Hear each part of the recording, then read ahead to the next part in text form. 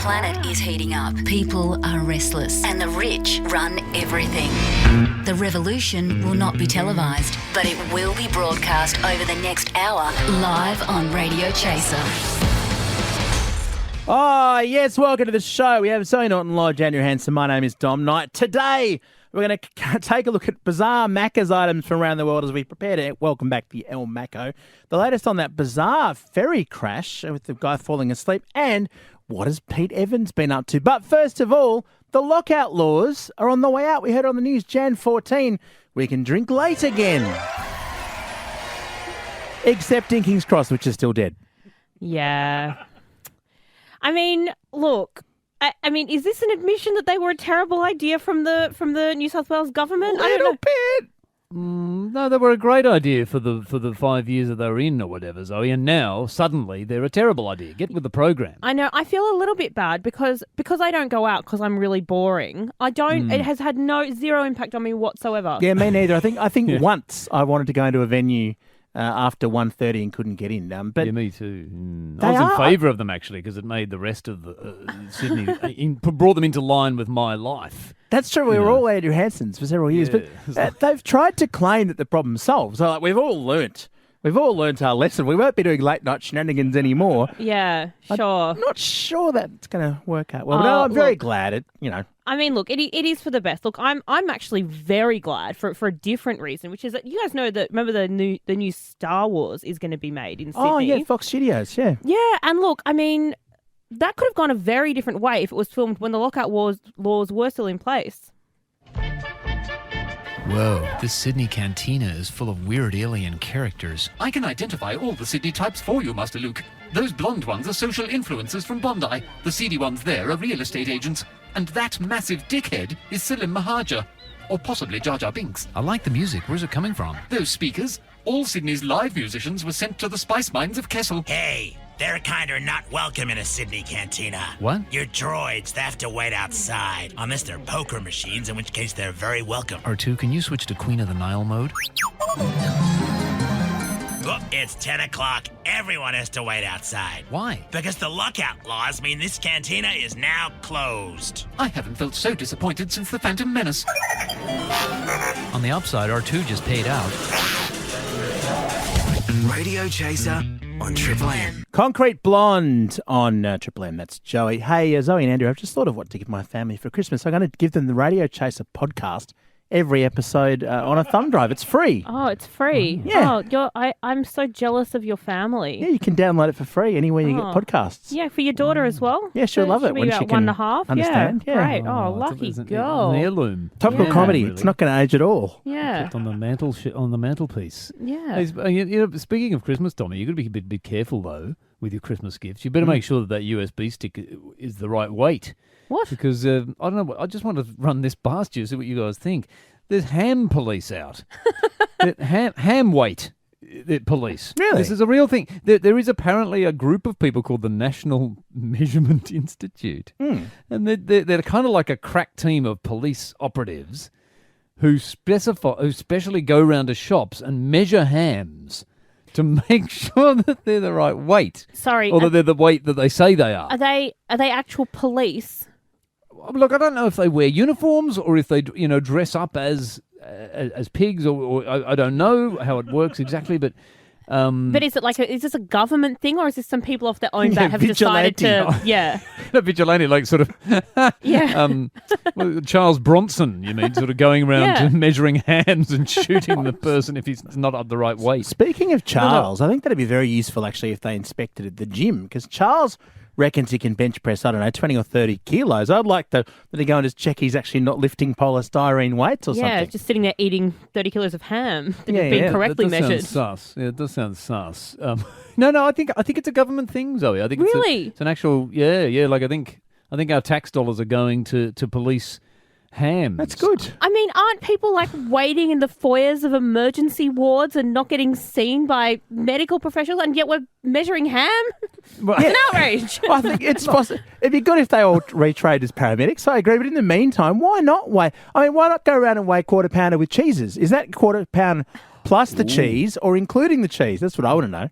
Good idea. I mean, maybe we need the quarter pounder police onto this as well. I mean, look, the problem for me, I feel, is that how dare these ham weight police really go round basically body shaming hams for not being the ideal weight. I mean, as if hams don't have enough to worry about. God, even worse, they're now lining up legs of ham to measure the thigh gap. It's an absolute disgrace. Radio Chaser, Triple M. 104.9 Sydney's Triple M with U2. If you saw them on the weekend, it's now time to stop talking about U2, by the way. It's past time. We get it. It was a good gig, all right? Radio Chaser here. So, have you guys seen this story in the news? It's been in the news last couple of days about a Sydney ferry master who was sacked. He claims unfairly. He took it to the unfair dismissals court or tribunal, whatever. Do you know what he did to get sacked? What did he do? He fell asleep driving the ferry. Well, it's probably pretty boring in his defence. Yeah. I mean, what do you reckon? Do you reckon that's fair play or... Look, I mean, it's not as if these are long... these ferries don't sort of drive from Melbourne to Sydney, do they? I mean, they just pop across the harbour. Yeah. Yeah, I guess. I mean, yeah, maybe it is pretty boring. It's just sea to look at. How would you feel if you're on the ferry, you're having a look around, you see your ferry masters just catching a few Z's? Well, either I'd be just fine because it's obviously not very dangerous and it's all right, or I'd be absolutely petrified. Yeah. Probably the latter. I mean, look, to be fair to him, I think he was actually just trying to fit in with, the Sydney public transport system in general. And, yeah. If you take a listen to his job interview before he took on the role, it kind of all makes sense. Come in. Now, tell me, what sets you above the other candidates for the role of ferry master? Well, I have my ferry licence. Okay. I love the harbour and talking to customers. And being punctual is quite important to me. Okay, I'll stop you there. Now, Sydney is a very special city. Oh, indeed. And the people of Sydney have, certain expectations when it comes to public transport. Well, of course. It's important that the public transport experience in Sydney has certain qualities, such as broken air conditioning systems, being overcrowded, stopping mid-journey for no reason. Qualities which induce maximum anxiety in all passengers. Now, the buses and trains are particularly good at this, and it is our KPI that by 2025, the ferries of Sydney will be as useless as our land roving counterparts. Oh, I see. In light of that, what can you bring to the table? Well, I suppose I could, fall asleep while driving the ferry? Welcome aboard. Radio Chaser. Triple M. Yes, and thanks to the Lockout Laws for coming on board. They've only got funding till Jan 14 when they disappear forever, so good to have them on board. Now, Zoe and Andrew, I hope you like cockroaches. Because the good news... Yeah. I mean, of course, everyone likes cockroaches, Tom. Yeah. There's a cute animal segment you've got prepared. Absolutely. Yeah, the little fun-loving friends that we have. Apparently, cockroach populations, quoting news.com.au, are set to explode across Australia ahead of summer, all thanks to the lovely weather conditions we've been having, all the heat. They love breeding in this weather, cockroaches. It just gets them absolutely G'd up. Oh God! And they're everywhere. To be honest, I don't really like talking about cockroaches. It's quite triggering for me because I have had a really bad experience with a cockroach. Oh. So I was like watching a movie at home, had all the lights off, and had a chocolate. I won't say what brand. Unwrapped it. I took a big bite out of it, and I was like, oh. Crunchy. I was like, has it got hazelnuts or something? That wasn't a crunchy, clearly. Yeah, no, it wasn't crunchy. I was like, maybe it's like hazelnut. I didn't realise something like that. And then I turned on the light. I'd bitten a cockroach in half. Where the filling was supposed to be, there was a cockroach, and I had bit it in half. Oh, but which half did you get? The head or the bad half? Do you know, I'm not 100% sure because it was so kind of cemented, fossilized within the chocolate. I could just see the midsection. Well, so I don't know if I had eaten I've never eaten a cockroach before, so I don't know if I'd eaten the head or the butt or It does sound terrifying and gross, but on the other side, experts do say we should be eating more insects. It's a good source of protein. Great. I mean, I don't know. I don't know. I wouldn't do it again. I'll give it 0 stars in my culinary review of cockroaches. Is it true, Zoe? They say that chocolate can mask the flavour of anything. Did Yeah. it? Well, look, I mean, to be really honest with you, like before I turned on the lights, I thought it was hazelnuts. Oh, dear. Yeah, poor person. Why is it your life that's so bad? I don't think it is. 1-333-553. Do you have a cockroach horror story? Oh, everyone in Sydney's got one. 1-333-553. What is your cockroach horror story? And look, just as an extra incentive, if sharing your story on the radio wasn't enough, I have here 2 tickets to Lenny Kravitz live at the Kudos Bank Arena. He's playing Friday the 3rd of April. You can get tickets from Ticketek if you really want, or you can call 1-333-553 and tell us your cockroach horror story. Sydney's Triple M, 1-333-553 is the number. We are after your cockroach horror stories because Zoe managed to eat one when the lights are off during a movie. Yeah, it was awful. And I want to feel better by hearing how other people feel bad. It makes me feel better because I'm a bad person. Graham, tell me your horror story. Graham. Yes, indeed. Graham. With a bunch of mates. You there? Yeah, Yes. yeah. Sorry, start again, mate.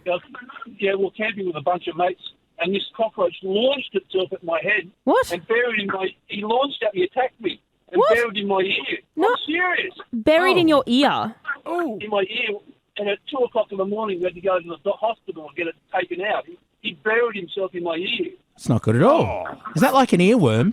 Yeah, or like, I mean, a really cheap earplug, maybe. Maybe it was. I mean, look, that is horrible. The thought of a cockroach launching at your face and deliberately burrowing into your ear. That's dear. really, I mean, you probably can't go to Lenny Kravitz. We won't be able to hear after that. Let's see who's next. Where's Ben? Ben, what's your horror story? G'day, mate. How you going, Yeah, good, mate. Tell us about your awful cockroach story. mate? I was nearly 2 years old, and I was asleep. I woke up and I had a 3-inch cockroach over my eye, and that was the first time I figured out what a cockroach was. No. So now I'm 6'4", 120 kilos, and terrified of the little things. Oh my goodness! So we have cockroaches destroying our main senses. Over our Ears and eyes. ears What and a eyes. nose next. That's horrible. What about Sue? What's your horrible cockroach story? Sue. Guys, how you going? Good, thanks. Good. My husband and I, we ordered a pizza. I'm not allowed to tell you who we ordered it from. Oh. But anyway, we had 3 pizzas plus the garlic bread, and we were munching away with the garlic bread and the first pizza, and we opened up the second box, and there's a cockroach running around in the pizza box. And had you asked for extra cockroach on your pizza? Oh, we did. Oh, okay. Oh, well, fair's fair. That's disgusting. That's truly disgusting. I'm very sorry. That's close to my heart with my chocolate story. Yeah, I've had some pizzas that would have been improved by a cockroach. But anyway, who's next, Cockroach Zoe? or two. Yeah, next we have Luke. Luke from Smithfield. What's your horror story? We moved into this house once, and when we first moved in, we've seen a heap of cockroaches around, and we'll just spray around, and hopefully they'll go. Anyway, they started to go, but we let the dogs in. One of the dogs has chased one up into this kitchen section, and it's grabbed the corner of the lino, ripped the lino open. When it ripped the lino up, there's just thousands of cockroaches and 1,000 cockroach eggs all riddled right through this whole place, all underneath this lino. Good work, doggy. So there's the foundations of the house were in fact cockroaches. Yeah, there was just 1,000 cockroach eggs all through the place. I mean, it could be the way of the future. Maybe that's how we should fix the development issues in Sydney. Let's use cockroaches instead of cladding or whatever we're doing that's bad. Oh, great. What about Owen? What's your story, mate? This is a dead set true story. The other night, I'm always up through the night being an older person, gone out for a durry. I'm in the birthday suit, come back in through the laundry. Cockroach jumps on my left buttock, and as I've clipped him off, I've just smashed him all over my arm. Oh! So I had to go and get a tea towel from the closet and wipe it all off before I got back into bed. Do you know That's a true story. that would be a really good elaborate excuse if your missus is like, "Oh, have you had a bit of an accident, mate?" And he's like, "No, it's just cockroach I swear that it's I've smashed smeared. cockroach. That's That's been great. smeared all over my butt." Oh my lovely goodness. stuff. All right, Zoe, lots of great stories there. Someone is going to Lenny Kravitz live at the Kudos Bank Arena. He's playing Friday the 3rd of April. Tickets are at ticketek.com.au. Or this person's going. Who's going? I mean, it has to be cockroach butt, doesn't it? Cockroach Owen? butt. Yes. Congratulations, Owen. You're off to Lenny Kravitz, mate. Well done. I was really worried this morning, Dommy and Zoe, because I checked the news, and guess what? There were no stories about the celebrity chef Pete Evans in the news. Oh. None. Are you sure? I mean, What kind of day is that? How is that possible? I know it's just not possible because every single day, the news is always full of like whatever Pete Evans is feeding to his kids. Has he died? Oh no, that'd be in the news. Oh no! Well, he certainly doesn't die. I don't think so because they would have mentioned maybe that he was feeding his own dead bone marrow or something to his family. God knows. I mean, look, I was really worried about it, but luckily he's filled us in. He's still with us, and he's still doing weird stuff. Hi, it's marrow-munching, almond-activating celebrity chef Pete Evans here. Aren't you glad to hear from me yet again? Not really, mate. Just wanted to reassure you in case you were panicking because you hadn't heard what strange kind of biomass I fed my kids this morning. I know people get a bit worried if the news misses a day of reporting whatever caveman recipe I'm shoveling into my kids' throats at any given minute, but rest assured today is just like any other day, and I am indeed feeding my kids something very weird that you need not know about and is not in the public interest. Yeah, I don't need to know this, mate. Today it's turtle shells. Not interested. Boiled in the animal's own blood. All right, yeah, I get it. You don't need to hear about me every second of the day. Look, I better hand you over to my friend instead. Hi, it's Israel Folau. Just want to update you about my latest obscure sermon in case the news forgot to. Triple M's Radio Chaser. Yeah, Dommy, have you gotten yourself an El Maco by any chance yet? No, are they back? I hadn't heard. They're back. The El Maco is making a return. Look, I don't know if it's out today. It's coming. What about the spicy shaker fries? Yeah, where you put the fries in a bag and then pour a whole lot of good stuff over the top. Flavoured salt. Yeah, and shake it all up. It's quite the experience. It's the authentic Mexican experience. Yeah. This is taken straight from Mexico City. I've been there. That's all they eat is El Maco burgers. They just eat El Maco burgers, don't they? The whole time. Well, look, I thought I'd take you guys on a trip around the world, and we can sample some of the menu items that Macca's offers in different places around the world. Because we're lucky enough to have this Mexican treat here in Australia, but in Italy, things are even better, I reckon, over there because they've got a thing called a croque. Croc. Can you guess what a croc is? Is it like a croque monsieur? It's a crocodile, surely. Pretty close. It's not a crocodile. I think it's closer to a croque monsieur, except this is Italy, so Right. it'd be a croc, Don Corleone or something. It's weirdly it's a triangle of brie cheese, which has been deep fried in crumbs. Wow. Oh, Yeah. that's amazing. I want that one. I know. I want that one immediately. Would you want this one, Zoe? In Malaysia, would you want a Berber ayam McD? Yeah. You would, Dommy? Oh, definitely sounds amazing. What do you reckon? I'll give you a hint. It's chicken on top of something. What do you Berber reckon? ayam McD. It's in Malaysia. Is it on fried chicken rice? on top of? Is it on top of further chicken? Oh, that'd Double be down. good. No, I think KFC did that. No, it's chicken on top of porridge. Oh. Yeah, less enthusiastic than I was at first, actually. Yeah, are you still keen, Dommy? No. All right. How about this one? Like, the sausage and egg McMuffin. Of course. But if you go to Hong Kong Macca's, if you can fight your way through to get there, you can get sausage and egg twisty pasta.